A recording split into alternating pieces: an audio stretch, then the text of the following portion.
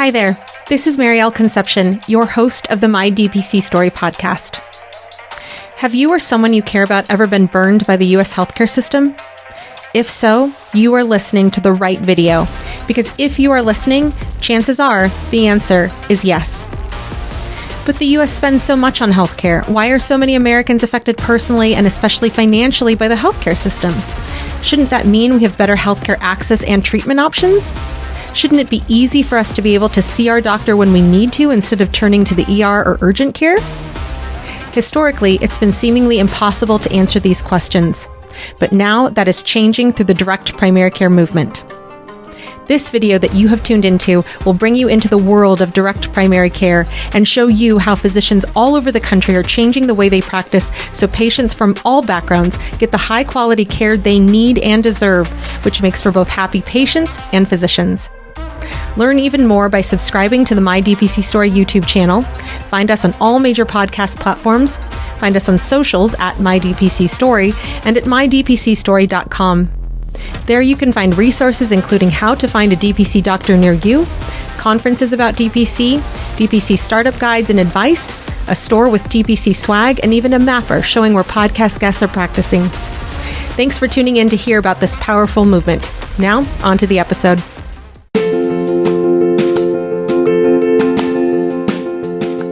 Direct primary care is an innovative, alternative path to insurance-driven healthcare. Typically, a patient pays their doctor a low monthly membership and, in return, builds a lasting relationship with their doctor and has their doctor available at their fingertips. Welcome to the My DPC Story podcast, where each week you will hear the ever-so-relatable stories shared by physicians who have chosen to practice medicine in their individual communities through the direct primary care model. I'm your host, Marielle Concepcion, family physician, DPC owner, and former fee-for-service doctor. I hope you enjoy today's episode and come away feeling inspired about the future of patient care, direct primary care.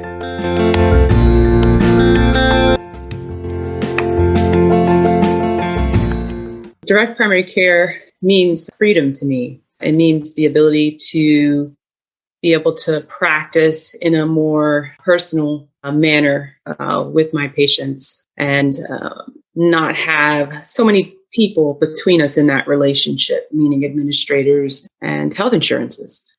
So being a direct primary care physician has allowed me to practice the way that I always dreamed of as a child. And so that in essence just equals freedom.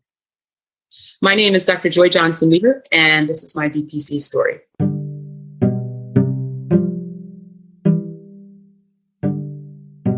Dr. Johnson Weaver is a board-certified family medicine doctor who has been practicing for close to 15 years. After obtaining their bachelor's from Princeton University, Dr. Johnson Weaver attended Temple School of Medicine and then completed their residency at Chestnut Hill Family Practice in Philadelphia, Pennsylvania. Personally, Dr. Johnson Weaver enjoys spending time with their blended family of 7, coaching youth sports and reading clubs and gardening. They opened Resolve MD in 2018. Welcome to the podcast, Dr. Johnson Weaver. Hi, thank you. Thank you for having me. It's definitely my pleasure. Now, in your intro, you mentioned about how you envisioned medicine being a certain way when you were a child. So I wanted to open with that and have you explain a little bit more to the listeners. What did you envision when you were a child thinking about medicine? Well, I envisioned having a very personal relationship with patients. And, as a child, I just imagined that I had time in my day to develop those relationships and didn't envision sort of the amount of paperwork and other non-medicine things that I would be doing, in the insurance-based world. And so when I say that sort of practicing medicine in the way that I did and the way that I envisioned as a child, it really was very patient-centered and not much of anything else. And when you had that vision, had you been exposed to medicine in that your family was involved in medicine, or your vision came from your experience as a patient, or both?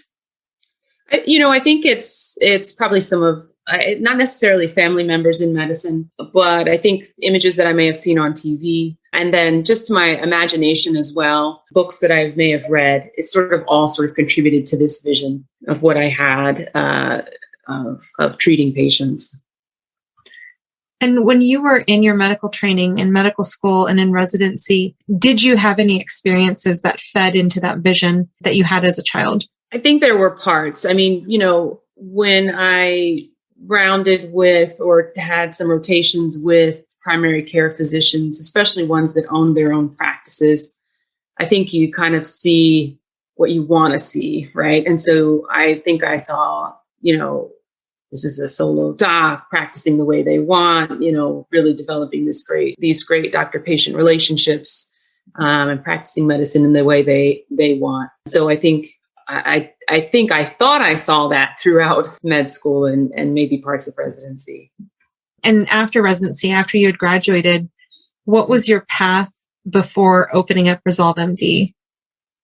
So when I graduated from residency, I started at a federally qualified health center in Delaware. I trained in Philadelphia, in the Philadelphia surrounding area of Pennsylvania. So it wasn't too far to move to Delaware and practice. And I really did enjoy it. I really enjoyed the patients. The pace was a bit grueling. The paperwork was certainly a bit grueling as well. And then I practiced there for a few years and then transitioned to a more of a private practice with, 6 or 7 docs in Maryland. And, again, I enjoyed that. I enjoyed the patients. The pace I wasn't thrilled with. And so I transitioned to a practice where I was at actually for 9 years, a large organization, still in Maryland. I was a lead physician at one of the sites for 7 years, and even stayed within the organization, went to another office that was kind of closer to home. And I found myself sort of starting to feel a bit like I was wandering, like I wasn't quite practicing in the way that I really wanted to, which started me sort of questioning, what were my next steps in medicine in general. And when you started questioning, what were some of those questions that you had that you were seeking out answers for? Well, I think each location, and I left obviously on my own accord. I mean, I'd been the lead doc in at least 3 of the positions that I'd been in. There's always this underlying current of why don't we have more time with patients? There was always something new that administrators were trying to sort of push on us that somehow they felt that we're more important than the patient, even though it was supposed to be patient-centered. This is going to help the patient, but actually it took up more of our time. So I didn't quite see it as being beneficial to the patient. And I didn't really like that controlling feeling. I guess I envisioned, after going through so much training, that once you're out of training, now you're out and you don't have people breathing down your neck. And that was just the exact opposite with the different positions I was in. And even if I didn't necessarily have an administrator breathing down my neck, if I was a lead doctor, they wanted me to breathe down another physician's neck, or a nurse practitioner or physician assistants. And I didn't feel quite comfortable with that either. Definitely. And I totally hear you on that. It's so interesting that you say that so succinctly, though, because it is so true. Like when you go into medicine, I maybe not everybody feels like this, but I can completely relate. Like you go into medicine being so proud of every, procedure you've done in training, of every diagnosis that you feel really confident in treating. And then all of a sudden you spend your time at 3 o'clock in the morning charting because that's what you've been told that you have to do to get your paycheck. Sure. Absolutely. Now, as you were feeling these feelings, as you were questioning, as you explained, you were questioning, at what point did you discover DPC? It really was in the last position I was in. As I mentioned, I was in a large organization for about 9 years. In that organization, it was about 40 minutes from home. And I think the commute was starting to wear on me a bit. And so I was transferred to an office that was closer to home, about a 15, 20 minute drive, more like 15. And I thought at that time that was one of the reasons why I was feeling burnt out. I thought it was the commute, because everyone was going through what I was going through. Every physician was seeing patients in 15 minutes. Every physician had administrators with new rules every 6 months or every few years and new contracts that seemed to take away more time. So I wasn't really questioning all of that. I felt uneasy about practicing. And once I moved to a practice where I was closer to home, it's like I'm making a good salary as compared to my colleagues in family medicine for the amount of years I've been out of school, and the commute was easy. And then I just wondered, I'm still feeling uncomfortable. Like this is, I think this was my own evolution, just saying, something's not right. And I really started to feel uncomfortable with the pace, and I actually really started questioning whether I wanted to be a physician. And then that was scary because it's like, if you're like me, I have a lot of school loans, and I'm thinking, what else am I actually supposed to do with my life? And then, I'd actually do like medicine itself and patients. So anyway, I was on a physician group. There's so many on Facebook, and probably grumbling with other physicians. And then someone mentioned DPC, and I was like, what in the world is that? And it wasn't the first time I'd seen it. I think I'd seen it a few other times and sort of ignored it. But this time I think I was open to knowing, hearing, is there an alternative? And this person was sort of bubbly, and I don't remember who it was, which is kind of funny because now being a DPC doc, I probably should know who it was. But then I joined the DPC community on Facebook. And when I joined, I was like, what is this group? Everyone's talking about their practice and how they're so excited and they're taking medicine back into their own hands. And I had no idea what I was reading for a while. And then I think someone had posted in the group, just if you're new, look through prior posts, get a sense of what's going on. And that's when I sort of realized, hey, this is a sort of an alternative way that could potentially fit. That's fantastic. And I just think about, we'll get into these amazing points later about your practice. But, you are such an inclusive doctor when it comes to treating people where they're at. And I mean, like if anyone visits your website, which they should, you can clearly see that even if they don't know you yet. But it just kills me to think about that was even a thought in your mind that you might leave medicine because you just were not satisfied with the life that you were living in your career that you had prior to Resolve MD. So, for every patient that you've ever had, for every doctor you've ever talked to that you've inspired or helped a little bit along the way, like I am so, thankful that you did not leave medicine, as I'm sure everybody else you've inspired or helped is as well. Yeah. Thank you. Thank you. I'm glad I didn't either. And I'm thankful for the DPC group as well. I mean, it's certainly life-changing to be a part of that community and to open up your own practice. My only wish is I wish I knew about it sooner. I really do. Awesome. I'll probably pull that quote and put it in the social media because that's fantastic. Now, when you opened, can you share about your process to choose the name Resolve MD and about your lion logo? Yeah, well, so I already felt like I had a life that was extremely busy. We're already bursting at the seams. You're up and everyone charts at a different time. Mine is a 5 a.m. charting.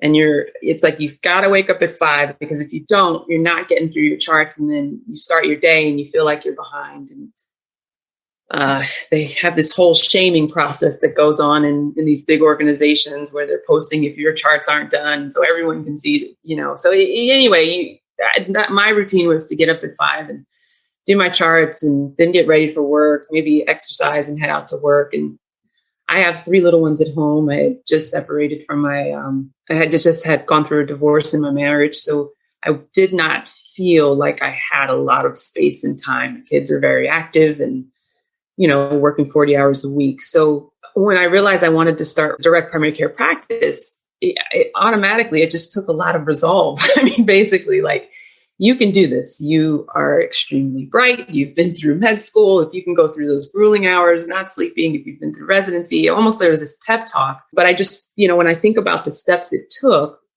in addition to working a full-time job and being at the time, a single mom, that's all. It really was Resolve. And then I loved it because I love that Resolved MD came out of it, because then that word started to take shape with how I want to practice as well. So my resolve as a physician to take care of my patient members, and then the resolve that I hope my patients will feel for me and therefore feel towards working towards their own health. So it has all of those meanings for me. And so I was really happy to sort of name it Resolve MD. And it's funny when we're thinking of a logo, it's like, well, what's the animal that can go along with the word resolve? And, just choosing this lion, I just thought that, just sort of this serene, strong looking lion kind of just fit Resolve MD. And blue's my favorite color. So I had a designer kind of add blue to it. And there you go. That was it.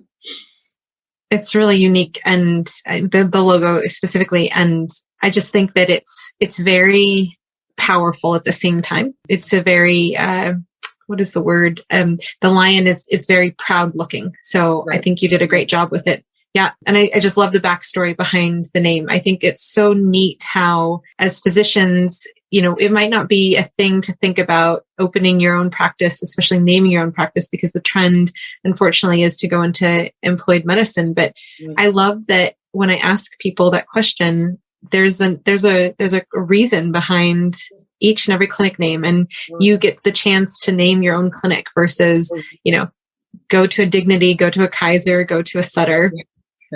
Right. It's actually really one of the very first things I think that makes you realize you're on your way. Like you name it, and then it's like, this is your baby now. So you're gonna see it through. So it really starts to help everything else take shape. And so I agree with you. It's a very important step in the process. Awesome.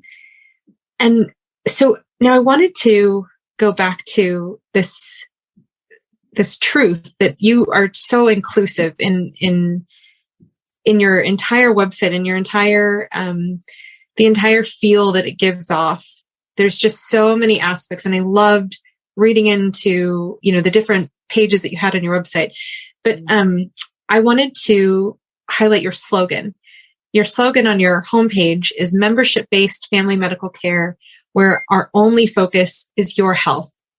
And I just found that was really warm and welcoming, but also just pointing out to patients that you are our focus. But when I read that, I felt that it was immediately pointing to the fact that you are focusing your care on your patient's health.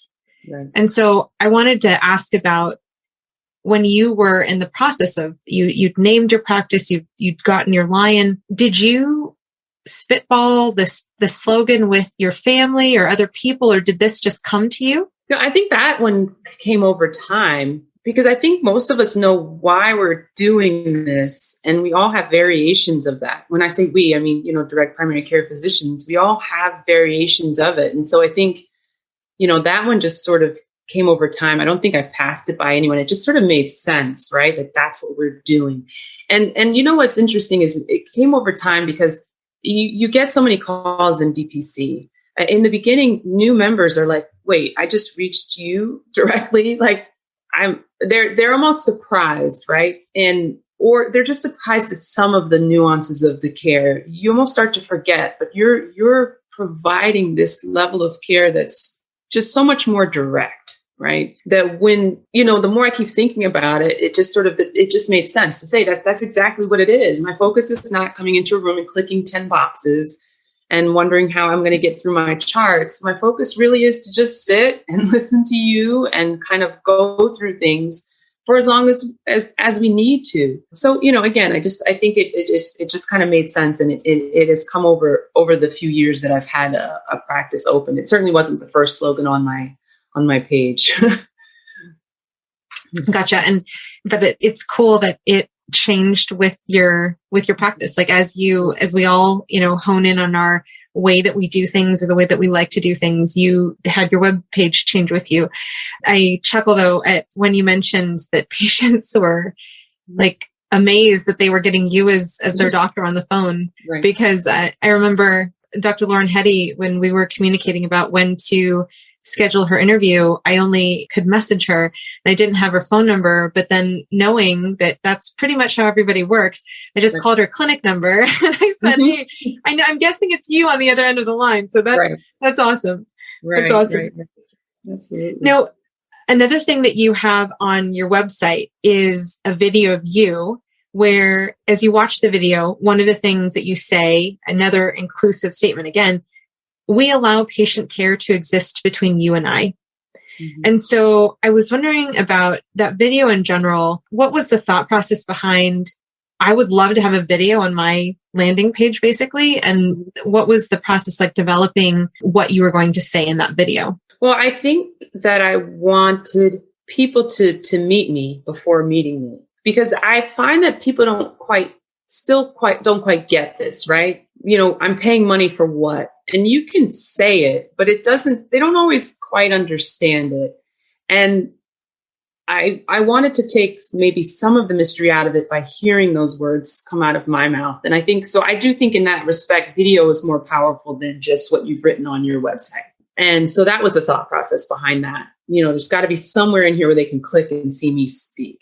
And I wanted to exude this sort of openness. And then I wanted to have the clinic in the background. I just wanted to make it real. This is real. This is where you would be. And this is who you would meet and see.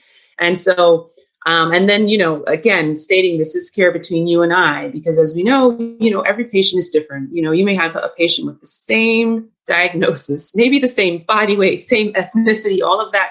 But they're still you're going to meet them where they're at. This one might be squeamish about this. This one might be very gung-ho about treating this, and so I just need people to know exactly what I said, that this is going to be a relationship we're going to develop. I'm going to get to know you. And then we know how to move forward with treatment. I make accompanying blogs that go with your interview. So I've written down that I'd like to put the link to your video there. Your website's going to be there also, but I love like when people can hear your podcast and then watch the video. That's like things that we're talking about in the podcast. Yeah. So especially after 2020 and everything that this country went through, one of the things that you have on your website is your oath against racism. And I'd like to ask if you can share with the listeners, what exactly is that? And is it something that you're able to discuss with patients now? And the reason I ask that is because prior to maternity leave, I got I'm so anxious about what's going on in this country. I can't sleep because of what's going on in this country. I got a lot of those patient concerns that we had to address in clinic, where normally these patients who are asking these questions did not have any concerns like that they had brought up with me. So I'm wondering, has this oath against racism opened up a level of communication with your patients that you had not had before because you have it on your website? It's interesting. I'm actually going to say no, which is probably not what you thought I was going to say. The oath is there so people know that I know that racism is a public health problem, right? And we don't address that. We do a really poor job of addressing that as physicians. We do a really poor job of addressing racism in general. And we have to, because to not say it is really doing a disservice to everybody who's suffering from it. And the importance of meeting people where they are is having an understanding of them. And so that oath is there for someone to see, to say, my doc gets it, period. 2, it's for physicians. If anyone goes on my site, I want them to see we should be addressing this. And if we're not, we're doing a disservice to our patients. It's not okay to say we love everybody. You have to address the problems that we see. Just as we may go through screening questions for domestic abuse if we think there's a high risk, sexual abuse if we think there's a risk. Racial trauma is real and it affects our patients. So it's there for patients who haven't dealt with racism, patients who are not people of color, for them to see this is what I stand for. And I love the fact that it's my practice and I can put it on there and no one can tell me you can't place it there. But again, in one part, it's for patients, but the other part, it's really for physicians too. I want physicians to see it should be on your page. And if it's not on your page, I mean, you can address it any way you want. It just needs to be addressed somewhere. And so it's great that you had patients who were coming to you and actually saying to you that they were nervous, because that means they were comfortable enough to tell you that, right? There are patients of color who aren't comfortable enough saying that, but yet it's still going to come out in their health. It's going to come out in noncompliance. It's going to come out in anxiety and depression. It's going to come out in a myriad of ways. So again, if we don't address it, then we're really doing a disservice to the people that we take care of. Yeah, I agree 110%. It just, as a Filipino doctor, seeing, the recent incidences about, violence against Asian Americans, I think about how, not just about Asian Americans and the experience that has happened in terms of violent experiences, but just in general, when we look at COVID vaccination, voting access, I mean, these are, when you talk about public health, if we don't have a voice equally for everybody, then we absolutely have a public health issue. Absolutely. So as we're talking about the oath against racism, I want to go into a question that's more focused on LGBTQ care, because I feel that in terms of public health, and given that we're talking about DPC during Pride Month, I want to ask, what are some of the issues that you have seen, physical health as well as mental health wise, when it comes to people, when it comes to people who identify as LGBTQ in your practice? So there are going to be similar issues to any group of people that have felt marginalized in this country, people who feel like they're not seen. And so it's similar to racial trauma. Obviously not the same thing, but there's similarities where people come to me, and because they know and see immediately that this is an inclusive space, there's a comfort level.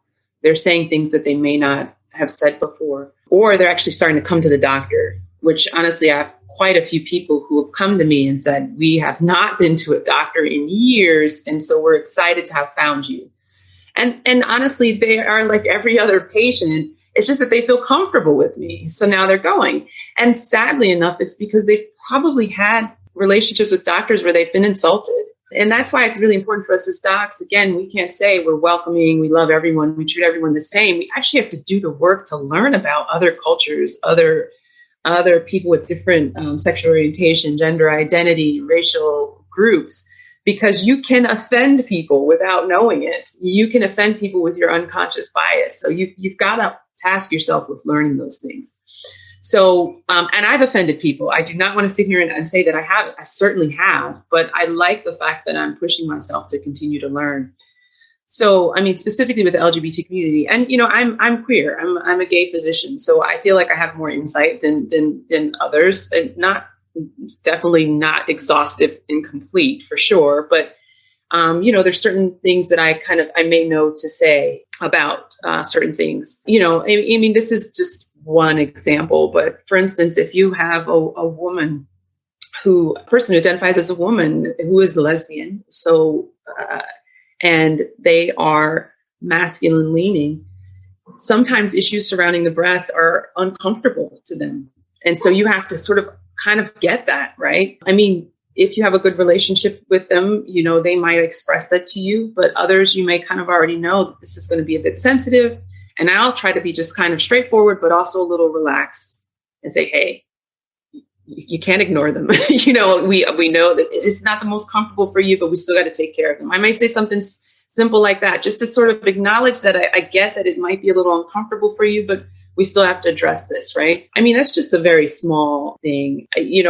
More and more, I'm trying to understand and learn about trans care and gender identity, making sure I use proper pronouns with clients. I mean, something as simple as addressing a person by the pronouns that they are makes them feel welcome. The care from there might be the exact same care you're giving everybody else, but the fact that you've taken that moment to address them properly, it just makes a world of difference. And honestly, that's something I didn't know maybe a year and a half ago. So, I mean, we all have to keep learning. It's very important, but I do think there are some nuances. And so it's important to kind of try to open yourself up to reading and educating yourself. Join a group, anything. There's plenty of resources. Stay with us. We'll be right back. My DPC Story just hit 100,000 downloads on Apple Podcasts alone, and we could not have done it without our amazing listeners. So to thank you and to celebrate this milestone, we're giving away an incredible DPC Summit prize package for the DPC Summit happening in Minneapolis this summer. The prize includes My DPC Story swag, and on top of that, the prize also includes a ticket to the DPC Summit. Check out my interview with Dr. Jeff Davenport, where you'll hear more details about the summit. To be eligible for this giveaway, all you have to do is first rate and review My DPC Story on your podcast listening platform. Pro tip, if you rate My DPC Story with a 5-star review, it helps the visibility of the podcast and it helps others to find all these DPC stories. Number 2, take a screenshot of your review and email it to support@mydpcstory.com. You'll find that email in the show notes as well. And third, make sure you're following My DPC Story on all your social media platforms: Instagram, Facebook, TikTok, YouTube, LinkedIn, and Twitter. All the social links are at the bottom of mydpcstory.com and also in our show notes. For bonus points, share both this episode and the My DPC Story posts about the DPC Summit with your community. The winner will be announced in a future episode, so make sure you tune in to find out if you'll be heading to the summit. If you've already purchased your ticket and you're the winner, My DPC Story will send you a check for the price of your ticket. Thank you for listening to My DPC Story, and best of luck. Awesome. And, going back to that statement of how you would address a situation, like it might not be the most comfortable, but we got to get through this because it's obvious. And I'm still here with you even after you give me an answer. Mm-hmm. I just think that that's so awesome. I mean, it just, for those people, it just breaks my heart that yes, the marginalized lack of, hesitancy to get healthcare sometimes in those populations who are marginalized. It's so heartbreaking because of preventable diseases that have gone past the prevention point. And when people end up in emergency rooms or urgent care centers, there could have been a lot of changes made prior to those visits, where if a physician were able to be there for that patient at those early stages where prevention was still possible. It's just terrible that there are cases where bad health outcomes could have been avoided. So, Absolutely. We can, I think we can do better with that. We really shouldn't have a trans patient coming and saying, yeah, I haven't gone to the doctor for 5 years because I was misgendered in the clinic and I was made to feel uncomfortable. I mean, it's just, it's a travesty. We really have to do better so that our entire, our entire nation is healthy, right? We're only doing as well as our most marginalized folk, So. Yeah, so true. And when you were talking about constantly educating yourself, that's one of the reasons why I wanted Pride Month to be focusing on inclusivity and the doctors doing inclusivity, including yourself, because I feel that learning and just keeping your ears open and your heart and your mind open to, this is not like the way I do medicine is not always the end all and be all. Like, for instance, in the questionnaires, I was very used to, do you have sex with men or women? Mm-hmm. And it wasn't until residency that I asked about, or both, like that. I mean, just the idea of that, having that as a simple change in how I asked a question, especially to teenagers. I've gotten a lot of more information out of teens when I ask that, especially when it comes to people who are exploring both types of relationships. So, I mean, I totally hear you. And I hope that resonates with listeners, because medicine is always changing. We are always changing every day. We are a day older. And so I feel that is so important to keep in mind, that there might be a better way out there, might be a different way, or might be a little bit of a way to adjust how you're asking something to be more inclusive and affirming. And on that note, I wanted to highlight on your Facebook page, you had posted this amazing post where it was about somebody who had seen like their teenage at the lunch table. And the comment was, I'm so proud of my teen because they're sitting there at the table with their friends practicing correct pronouns. Oh, right. Yeah.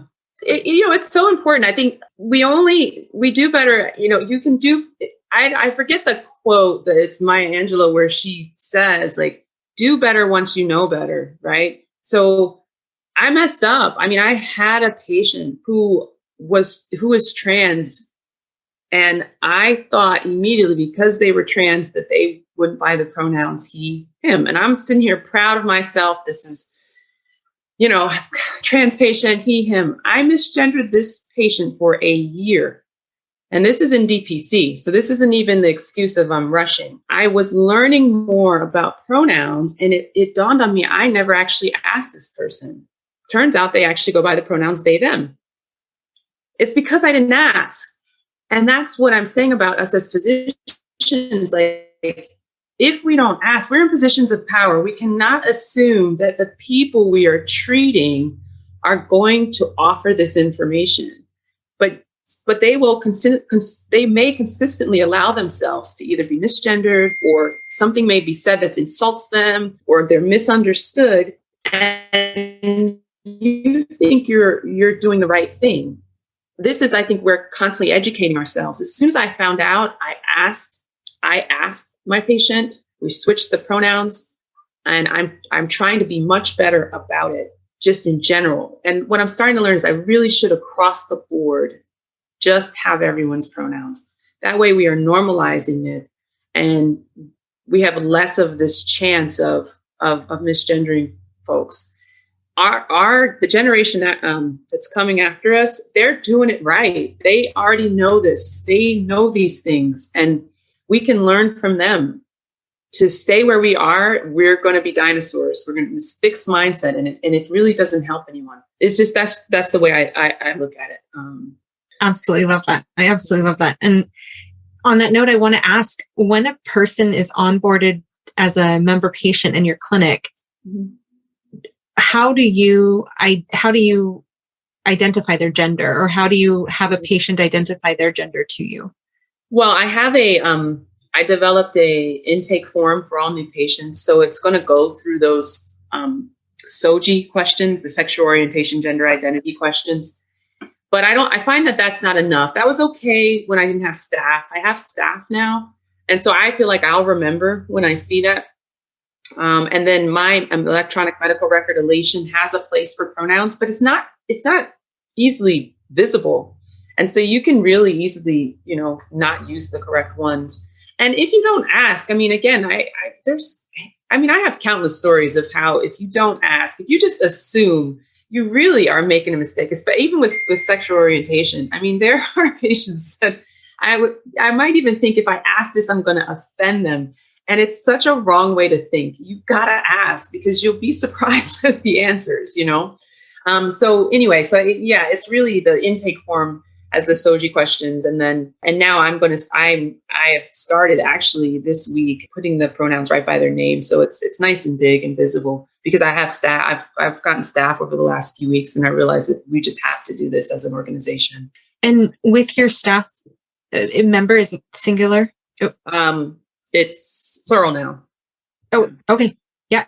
With your staff members, do you have a discussion or a module of training, or how do you get them to also be inclusive and conscious about pronouns, proper usage of pronouns, and trying to everyday improve on usage of proper pronouns? Yeah. So it's interesting. With the first staff member, I just was very clear about it, mainly because my pronouns are they, them. And I want that to be, used correctly. And this staff member is so wonderful. She now uses they for everyone until they tell her otherwise. And what she's found is it just helps her, to not sort of, misgender folks. And I just thought it was wonderful.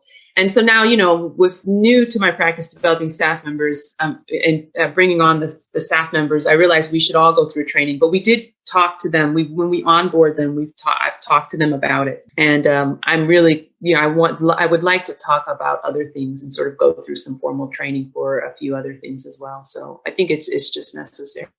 And in addition to the Oath Against Racism, you also have a page, Pronouns, with the link at the bottom to pronouns.org. Mm-hmm. And I wanted to ask, have you found personally any particular resources in addition to pronouns.org that function in terms of teaching or educating people about proper usage of pronouns that you love referring people to? No, I don't have any one thing. I honestly say Google it. It's just, there's so much information, and you can read tons of information. It's very easy and at your fingertips. So I haven't really had to refer people to things, but if I did, I would say Google it. Yeah.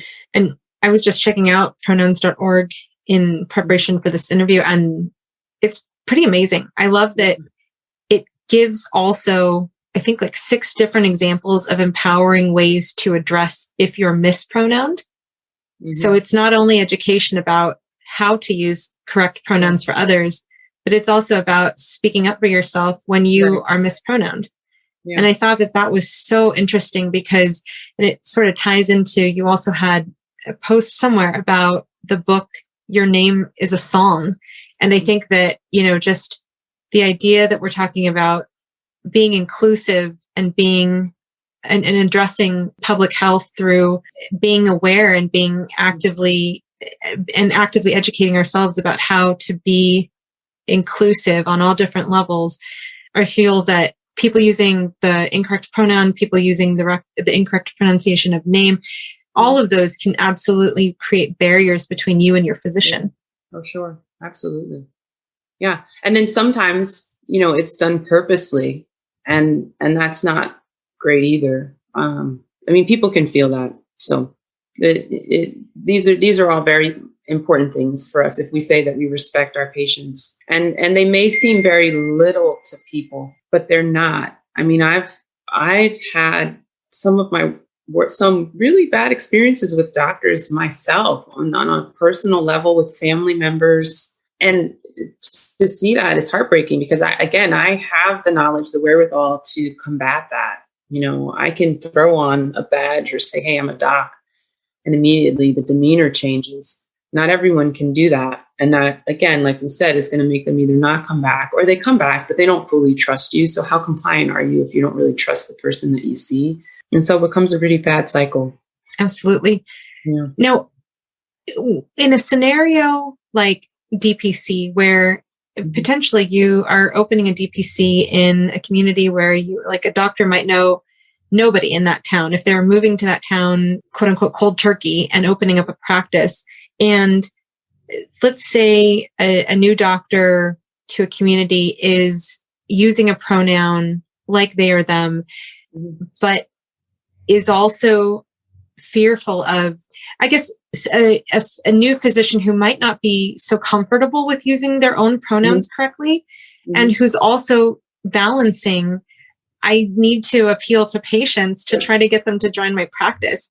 Sure. I just wonder, as a person who is using they or them yourself, how would you advise a person to, be in that space, be comfortable with that space, and get through that space to be empowered to use the correct pronoun for themselves, as well as be able to, not necessarily worry so much about pleasing others to get them to join their practice? Yeah.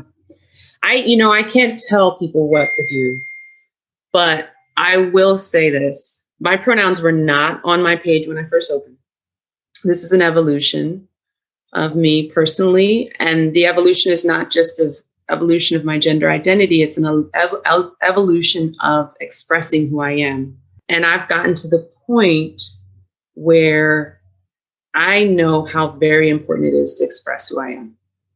When we shine, we give permission to others to do the same. And the very first day, I changed my website, and I can't remember how long it's been now, maybe a year. Before I hit publish, because I do it myself, I asked my partner, I said, oh my God, I can't believe I'm about to do this. What if I lose patience? People are like, what is this? How much criticism am I get? And which is kind of funny, as if there's thousands of people checking my page out, and that's really not the case. But still, it's just like, you feel like you're exposing yourself. And I said, maybe this is too personal. We're talking about medical practice. Why do they need to know about me? And my partner said, you have to do it. And we know why. And we both know why. We are talking to the kids in the back that might not want to say that they're queer. We're talking to, other people for whatever reason. I'm just using the example of being queer and not being out or being afraid to come out. But there's a ton of other reasons that don't necessarily have to do with that. When I hit publish, the very next day, I got a call from a person who said, I saw your website. So this is about as random as it gets, right? I saw your website and I just wanted to call and say thank you. I have never been on a website where I have seen this type of openness to being gay and using pronouns. And I mean, this woman was going on and on. She said, I have a daughter who is bisexual, and I can't imagine. I just can't understand. I'm so astonished to read and see a doctor actually being this open and welcoming. And I just wanted to call to applaud you. She wasn't even calling to be my patient. She just wanted to say that. And it was the very next day. It achieved what I wanted it to achieve. So it'll always be there. If you're another physician wondering whether you're going to get patients, none of my patients left me. The ones who don't understand it just don't understand it. That's fine. There are ones who do, and there are others that have joined me because of that. And that's what I want to be. I want to develop a community of patients that feel like it's home. And I know displaying who I am allows that, right? Because if I'm inclusive about this, it's not a far stretch to say that I'm inclusive about a lot of things, right? And so this doesn't stop with gender identity, sexual orientation, and race. It's with everything. I had a woman who is obese, and she called me and said, your site, it's amazing. I don't like doctors. I haven't seen a doctor in 3 years, but reading your site has made me think this doctor could be open to me. I've been treated really poorly because of my weight. So we started talking about that. So it starts the discussion. And if that's what my practice is made up, then I'm a happy person, So, and then I would say, you have to make the choice. If you're in a community where it's dangerous, okay, well, maybe I'm not going to out and tell anyone they have to be out. I would never do that. But I do say that we are in a position that's better than most. And it just could support someone else who really needs it. And I think it goes back to, first of all, that's amazing. Thank you. Thank you so much for saying that. I also think that it goes back to what you said about the younger generation, and they know what's what and what's going on. And I think that especially at this time of just awareness that this country has gone through, that if there is something, that anyone has a question about, there's going to be somebody else who's having that exact same question. I mean, just as you went through that example and explained, like, you're not here to tell people, but you can give your experience, and if they can learn anything from it, great. And I think that that this is where people like yourself, people like Dr. Mohammed, people like Dr. Eamon, there are multiple even DPC clinics out there where inclusivity and how to be inclusive let me restate that. They're pretty much like, because DPC allows us the freedom to practice medicine as we choose to practice it. I feel that just being inclusive is an easier thing to achieve with the time and with the the smaller number of patients the person could potentially have. So I would definitely encourage people to, if they have any question with regards to how to address obese patients, how to address gender related questions, reach out to somebody if you're not sure. Sure. Yeah, absolutely. Now, I want to ask about your practice with the pandemic. Did you experience any changes in your practice at all during the pandemic? I think it was very minor. I think the shift was people didn't want to come in. So we did even more telemedicine than usual. I had some, 10-15% who were struggling a bit financially to the point where they asked, could they stop paying for a little while or have a discount? But other than that, I know I lost some patients because of financial issues probably, but I gained some as well because of poor access to other practices. So I pretty much stayed pretty steady. I definitely wasn't a growth period for me, which I think some people might have said, well, I grew, I'm a new practice and you want growth. But I didn't experience that huge boom. So, but we're doing fine. We're where we want to be right now. And we've taken on a lot with COVID testing as well. And maybe trying to be a practice site that also gives the vaccine. That's been a bit tricky, but hopefully that's coming as well. Definitely. I know that's a statement that many people can relate to, especially with more shelf-stable vaccines being available to everybody. Now, another quote that you had posted was, "Science is not the truth. Science is finding the truth. And when science changes its opinion, it doesn't lie to you, it learned more." And I want to ask about misinformation, because as a DPC doctor who is inclusive, who has more time, how have you combated misinformation since this pandemic started? Yeah, it's interesting because I think in DPC, the people who may be drawn to us also may think that we're docs that sort of don't practice sort of the traditional the traditional based sort of medicine. And I constantly make people aware that I'm not really, while there are certain things I've learned in my career about alternative medicine, that is not my strong point. So people may come with a lot of different therapies that they're interested in and thinking that I would be very open to. And while I'm open to learning, I still kind of have to combat some of the things that I hear. I think that quote I probably pulled from Dr. Borgia at Radiance Medical Group. I think she had posted it as well. But I posted it specifically because I had people talking about their concerns with the Johnson & Johnson vaccine and how it had been pulled for a little, I think it wasn't a very long time that it had been, everything was halted with giving it because of the issue with clots. And people were saying, see, this is what we expected. We knew there was something going to happen with this vaccine and they hadn't tried it long enough, and here we are. And, I love the quote because it said, listen, we're evolving, but we're not trying to dupe you here. This is, we're evolving, and we're holding the vaccine to make sure that what we're seeing with clots isn't an enormous number. And, obviously, as it turned out that this is happening at even a lower rate than in what it would in the general population. And so giving the Johnson & Johnson vaccine continued. My quotes are out there on my personal Facebook page because a lot of my Facebook friends are people of color, and I really hope to reach them. I want people to get the vaccine. I think people of color are probably not probably. I know for a fact the percentage we're not getting it as high as even sort of our white counterparts. And that's a travesty, seeing as we are at higher rates of dying from COVID and higher rates of being hospitalized. And there's financial insecurity being sick. And even if you're sort of sick at home, that's still a problem. So, I just try to throw things up once in a while to maybe reassure people and hopefully give them some confidence around the vaccines.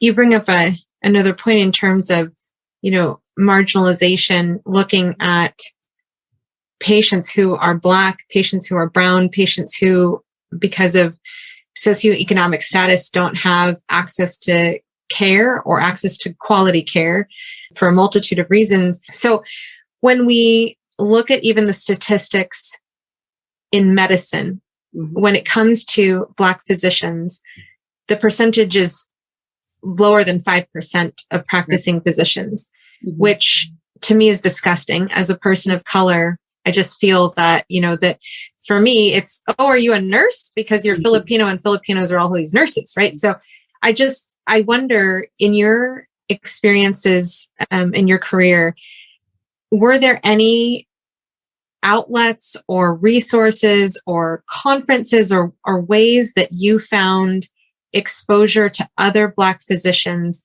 that helped you feel empowered and helped you get to the place where you are today?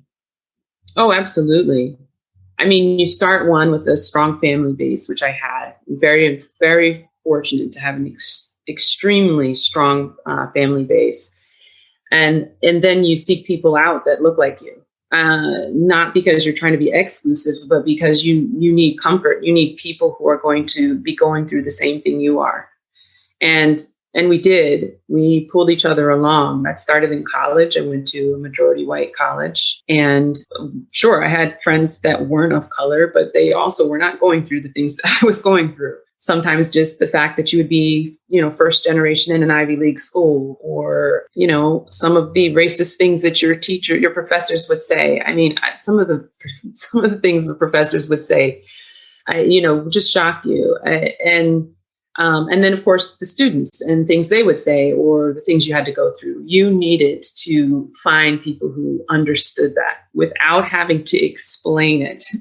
And so that is an immediate thing that I've done. And I would say many people of color have done throughout all of their schooling. So through going through university, med school, I always had a strong network of friends. And then there were always a group of people 1 or 2 grades above you that were there to teach you as well. Now, it's not large, certainly not large in any respect, but it's there. And we all knew the importance of reaching back as we became upperclassmen. And it's just the way it's been done for many, many years, because it has to be that way. So that's where you get your strength and your power. You get it from your community. My community was my family. And then my community was my very small group of friends in each level of getting through what I had to.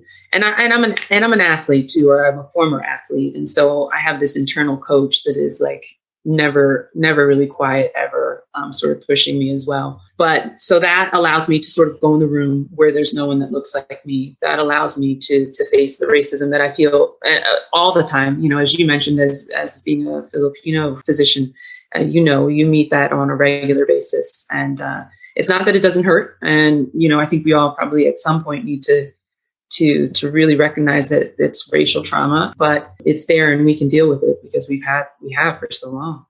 Absolutely. And I'm glad that you said that, because also for any listener who might not be of color, it's just, this is where I feel like I think back to 2020, like just educating ourselves about each other's experiences is so invaluable, because everybody experiences life differently in general, but especially when you throw a marginalized component to the mix, it's like, oh, okay, that's a whole different ballgame. Right. Yeah, absolutely. Now, what about the fact that you are a part of a family of 7, which is a very big family? How do you balance your life now with everybody running around all the time? Yeah. I don't know if I can say it's balanced. It's like I come from a family of 5 children already. So, and I talked to my dad. So my mom passed away. So I talked to him often about things. And I said, how did you all do it? And, we talk about just sort of juggling balls in the air. So it's not as if it's balanced. It's like throwing a few balls up and you're like taking care of the most important ones at the time in that moment, but knowing those are up and slowly coming down, and that, you've got to make a plan for those and maybe be able to throw a few up. So that's not so much balance, but a juggling act. I think I'm also very fortunate. I have a wonderful partner. We blended our family, and I think we do very well. We play off of each other's strengths, and we have really great kids. At the core, they're in their teen years now, and that's a challenge for anybody who's raising teens. But really, they're really good kids at the core, and really, they do well in school, and I think that helps. We're fortunate in that. So there's periods of time, I think, in DPC that they're going to be busier than others. I mean, maybe all of a sudden you've got a group of new patients, or you've got some business aspects of DPC that really need to be focused on. And those are times that you really aren't doing great at home with all of the things that are happening. And then, maybe things shift and you're needed more at home. I love with DPC that I have a little bit more freedom to at least handle things the way I want to. In the insurance-based world, larger practice and organizations, there's this huge guilt for calling out or needing time. Whereas with DPC, you can just sort of rearrange your schedule if you need to. You're the boss, and your patients are extremely open and flexible, mainly because you're taking care of them very well. So they don't think that you're dodging them if you say, hey, I can I shift your appointment, or I have to close the clinic for a half day or something like that. And so that's been a wonderful aspect of owning my own practice. Now, I want to ask on that note a little bit. I want to delve into some details about Resolve MD. And one of the things I wanted to ask about first is pricing, because your pricing structure, kids start at $79 and then adults are more than that. How did you develop your pricing structure? Well, so the pricing structure actually recently shifted. And it was lower. But I think now that I've been open a few years, there's a shift inside of me. And I don't know if everyone goes through this at some point. Really, the pricing structure has to match your area. There are areas where you can have a low pricing structure, and that means you're going to get a good number of people. Maybe there's not great access to healthcare. My area, there's great access to, there's a lot of doctors. We're not in an area with a lack of physicians.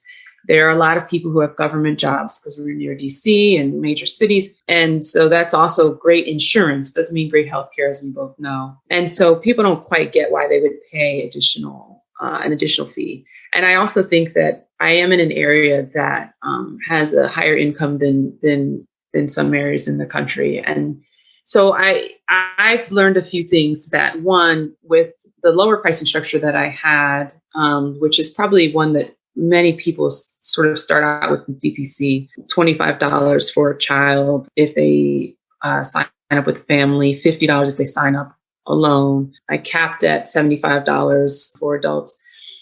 One, I wanted to make sure people, at this point, I want to make sure people understand that I'm legitimate. And I feel like sometimes the lower pricing, people are kind of like, well, why is it so low? And one, why am I paying for it? But two, if I am, why is it so low? How is this doctor how is this doctor surviving on low prices? And I felt like it sort of devalued me in general. So I increased the pricing structure. Two, there gets to a point where when you're doing so much for a patient, I want to feel that. I want to know that I am making the money that's worth it. And while I enjoy this way of practicing, there is a very real part that I want to be a viable practice down the line, where I'm not working so hard that it now becomes another piece that I resent, and really do value my time more. I know if I sit in a room with you for an hour, my price should probably be higher. And if I have to give a discount to some people who can't afford it, certainly I'm going to do that down the line. But in general, I do think DPC, we should probably be charging a little more than what I'm seeing. And I'm probably not at a high tier, but I do like my structure now of the $79 a child, $99 flat fee for everyone else, and then over 65, I believe I'm at $149 right now.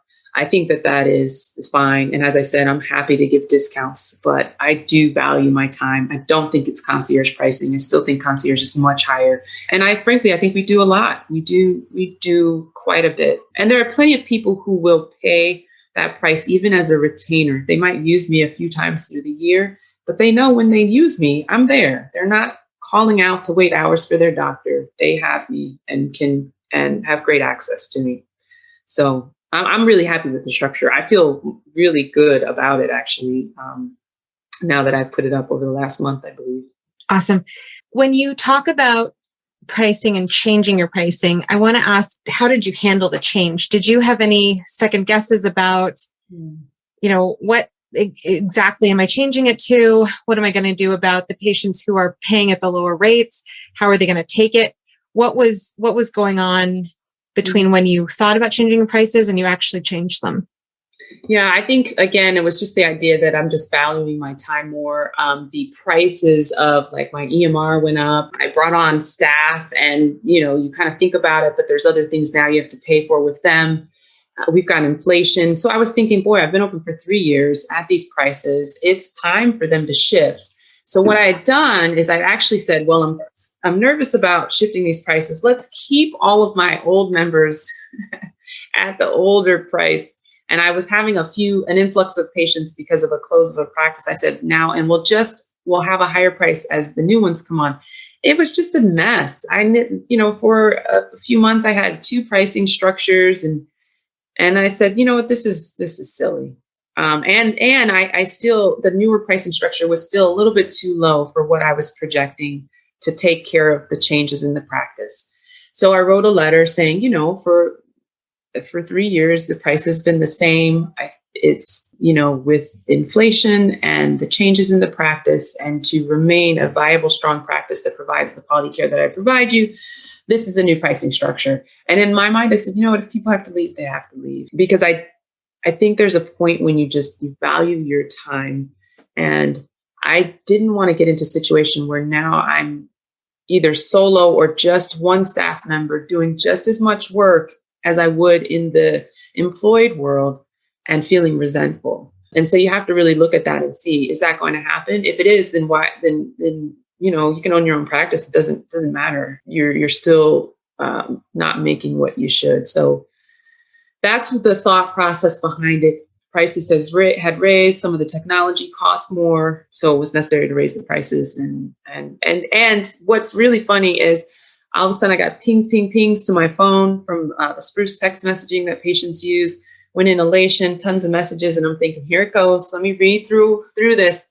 It was overwhelmingly positive, which was a shock to me, which made me think maybe I should have done it sooner. But everyone, most of the patients were like, we understand, and okay, no problem here. Or a lot of it was just reminding them, oh wait, I had a medical question. So they didn't even address the fact that there was a price increase. But a good number of them did say, yep, I'm still on board. You're a wonderful doc, or this is understandable, or what's that pricing? What does this mean for me? And we just kind of went back and forth, but I didn't get any negatives at all. Incredible. And I just love that, though, because it's fulfilling your desire to honor your time and to honor your training and your capabilities as a physician. And I feel I laugh because, when Netflix raised their prices, oh, heck no, I discontinued my Netflix membership. But if there's somebody like, my legal fees this year went up, and I'm like, I am not going to lose my lawyer because it's so valuable and that person knows me. And so, it's interesting that it's not necessarily the price that I think about when I think of those two services, but I think about the value. And so it goes back to that you're building and you're nourishing community of people who would naturally support you when you do something like that. Right. Yeah, absolutely. I kept Netflix, by the way. I recently joined because I couldn't avoid watching The Crown anymore. Right. Yeah. They know they've got us. So no, I want to ask about staff. You're talking about, the resentment that you don't want to ever get into. And I wanted to ask, at what point did your practice go through, these are the things that are being overwhelming that I think I can push on just another, that I can bring on another person to handle. What was that? What did that look like for you? It looks like things not getting done. Because what happens is you don't do the things you don't like to do. And as you see those pile up, when there's less patients, you eventually get to it, you wipe it out, you feel good. And then as you get more patients and that pile gets to higher and higher and you're starting to feel a little anxious about that pile, you start wondering, should you have someone else to help you do it?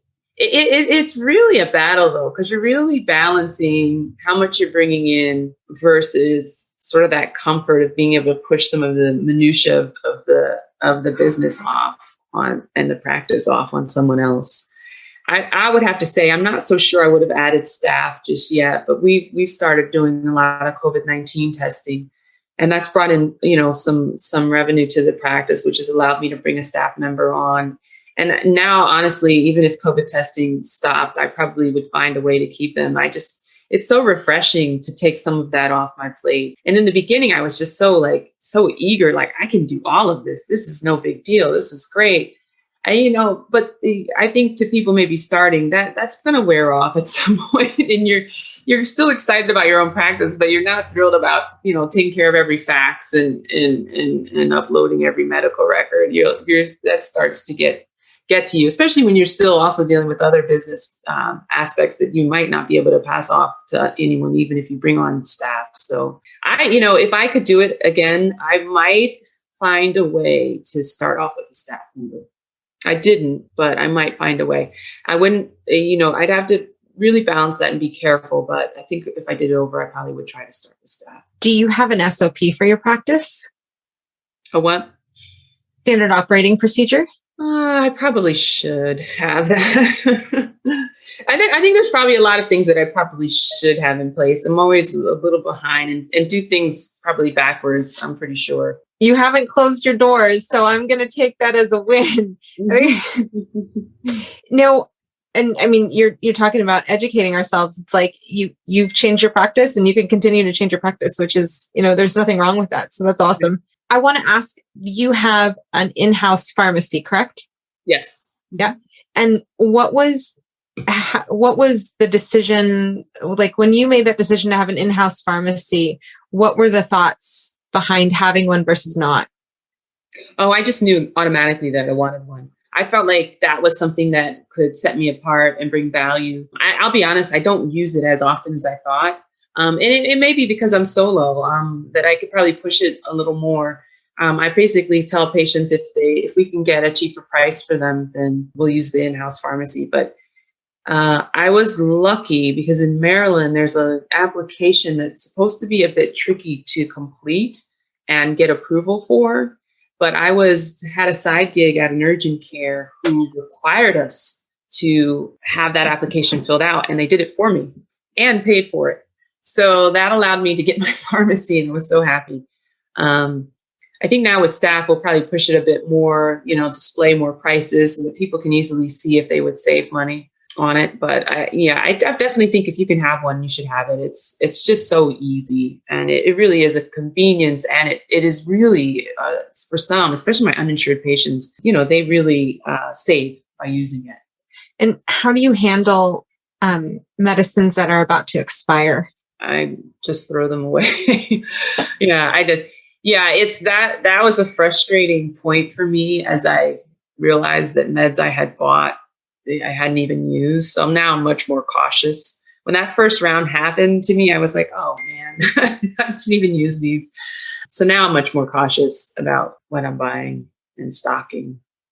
So, Gotcha. In terms of growth for your practice, as you continue to grow, at what point, I know you talked about like the things weren't getting done, but at what point do you feel that you would have a full panel or bring another physician on? So I, for the talk of, with all the talk about love of medicine, I actually realized that I enjoy creating business, and I've delved into a few other things right now as well.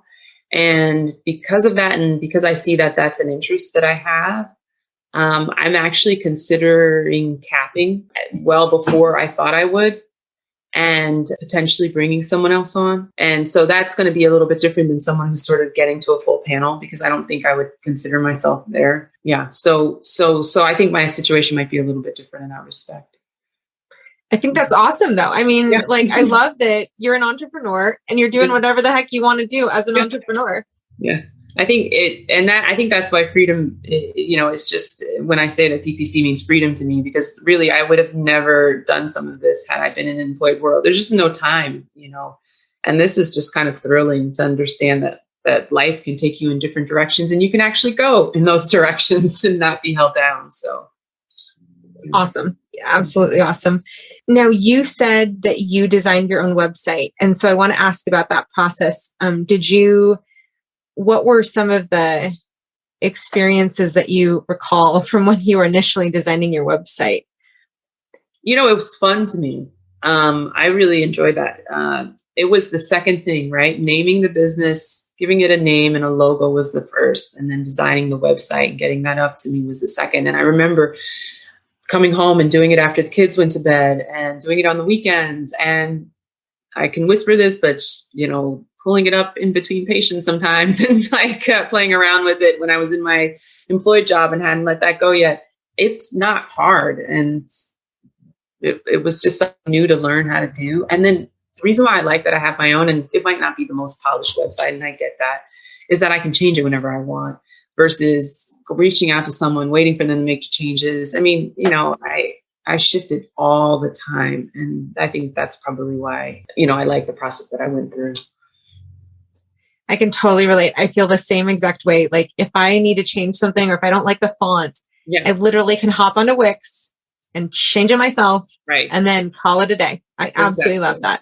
Yeah. So now I want to ask, what is the biggest struggle you've had in your DPC since you opened, and how did you get through it? I think one of the biggest struggles is that viability. You're at this point where that eagerness wears off just a tad in terms of opening up your own practice. And you are not at a place where you're fully paying yourself. So you may be juggling a few side gigs, which I was just before the pandemic, to make things go. And you start to feel like I could probably burn out from this, right? I'm doing DPC, I've got my side gigs, I have my family. And so it can be a little bit of a scary point if you're not sure where you're going or when the side gigs will end, and are you going to grow? It's interesting, but the pandemic gave me a chance to step back a little bit and reassess that and shift into some additional things that I think have made me more viable. And so I think the slowing down for a little bit is not a bad thing to kind of reassess and understand that everybody's path is going to be different on this. Some people are going to start and blow up and have a great panel right away. Other people are going to sort of going to be slow. The churn is a big one too, where you gain patients and you lose them. And I don't think I lost anyone because they didn't like the services. I mean, some people just didn't value the services, right? And understand the importance of it. Or some were just not compliant in the general and really didn't feel they needed to pay for a doctor. So the biggest challenge is just that viability and making sure that you can pay yourself at some point. And what's the biggest win you've had in DPC? Oh, that's a hard one because there's been so many. They really are patient related when I've helped someone. So when a patient, after a visit and they said, where they've really felt like they've connected with me and felt like now they found I don't want to use the word medical home because they used to use that in the employed world and it didn't mean the same thing, but they found a home where they were going to get their primary care needs met in a way that was respected and comprehensive. And that is probably the best feeling, to know that you're going to provide that for someone and they're going to feel that. That it's going to affect their life, like literally the trajectory of their life. And that's a win. Awesome. Mm-hmm. And for those of the listeners who want to reach out to you after this podcast, what's the best way to reach out to you? Yeah, sure. You can call me at 443-574-4439. Or the way to reach me the most direct actually is my email. Because now that I have staff, you actually might reach someone else. But info@resolvemd.org, that goes to me. I'm the one that monitors it. And that is probably the easiest way to reach Thank you so much, Dr. Johnson-Weaver, for joining us today. Thank you. Thanks for having me.